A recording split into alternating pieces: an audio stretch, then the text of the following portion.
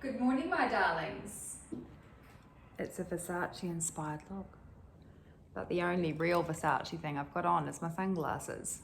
So let's break down this very expensive looking look. Well, I actually spent very little. So you've seen everything here before, I think, except for these wow jeans. One guess. TK Maxx, I hear you say no. ASOS, I hear you say no. What was the other place that I got all the amazing sales at? Because, I mean, sadly, the clearance store closed down because it didn't survive coronavirus. It's not like I'm celebrating this iconic Australian designer having a tough time. I'm just celebrating the fact that I've now got incredible outfits that I would never normally I wouldn't even normally go into the shop. Sass and Bide. Original price was, I think, $350. I got them for 1/10 of that price. I paid $35 for these ones. They're a boyfriend style. I bought them pretty firm because, as we know, jeans always stretch a bit and give.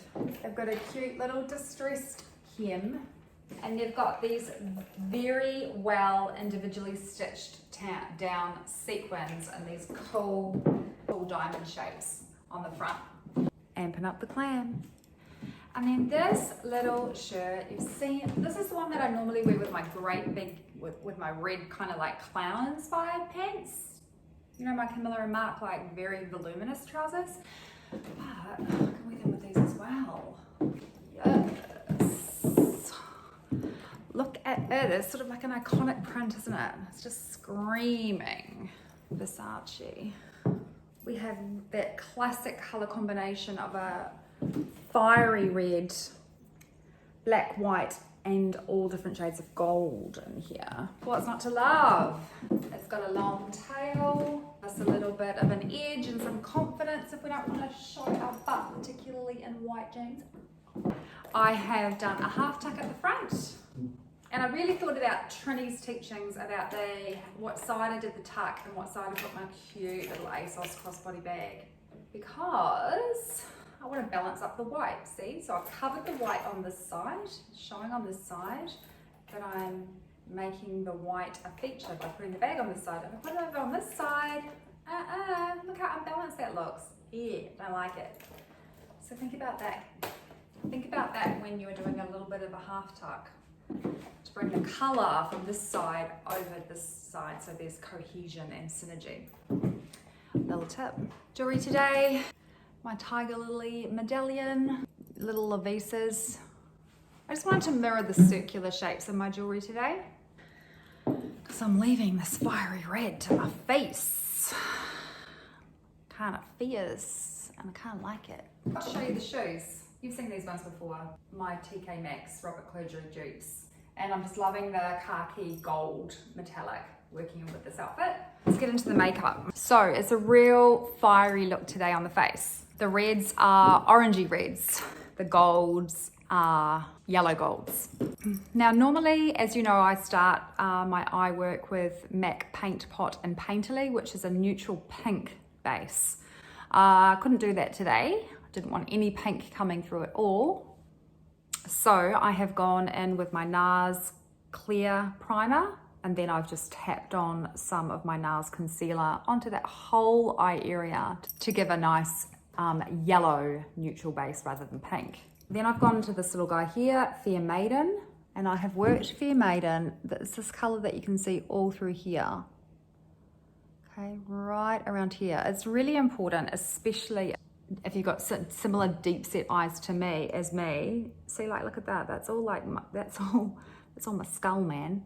And it can get quite dark and shadowy there. So it's really, really important that we lighten and brighten. So I've started there. I've also brought it down to the inner corner. And then I've gone in with Trini's Victory. So I've done a wash of Victory. I haven't gone over Fair Maiden at all. I've just taken Victory onto the lower lid, up into the crease, and then I've just got my clean, large, soft, fluffy brush and fluffed it out and diffused it, sort of bringing it up higher and out to the wing. I've also taken Victory underneath the eye, preparing for this little guy. So this is Trini's Fortitude.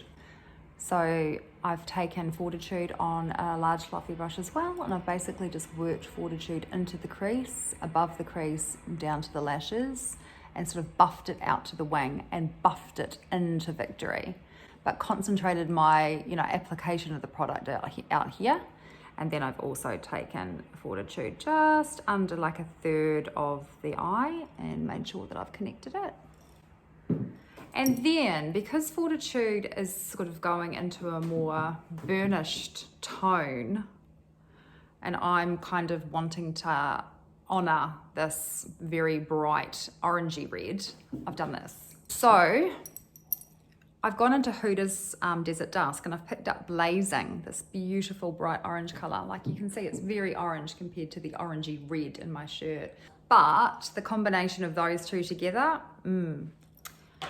I like it. So I've worked Blazing kind of into the crease and down to the lash line, and then I've buffed Blazing out into Fortitude. So my finished product on the eyes is more in keeping with honouring this orangey red on my blouse, which is what I wanted.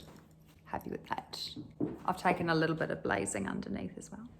Then it was back to my Model Rock palette, and it's all about this little guy here, Gold Lion. So I've picked some up on my finger, and then I have just worked it in above the lash line. I've taken it into the inner corner as well, but I haven't like applied the product too high up. I haven't taken it anywhere near the crease. I've applied it down by the lash line, and then I've used my finger to rub it in to, now what is there? Rub it into Fortitude. And then I've taken a large soft fluffy brush and blended the edges so that when my eyes are open, there's just like the thinnest line that you can see above my lashes, but when they're closed, you can really see that I'm heroing gold.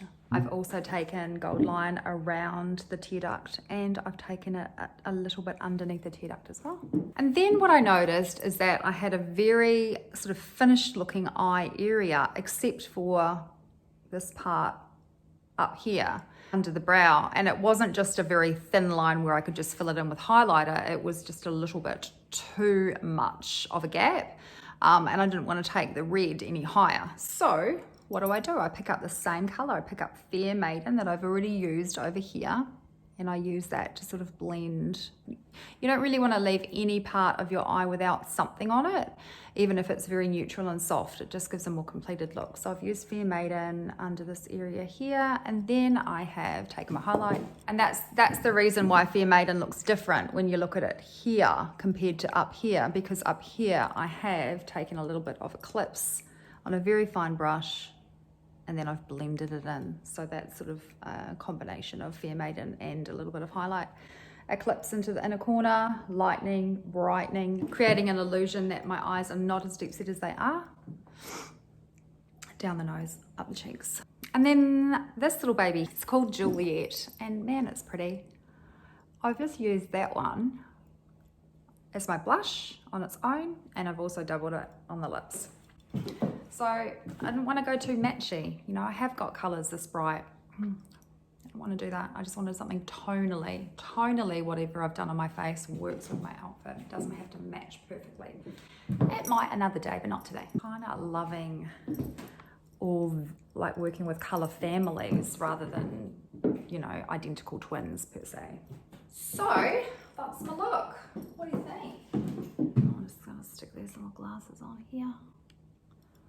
Yes, I feel like I'm a little bit of a Jeffree Star. Is it just me, or am I looking a little bit like Jeffree Star? Like,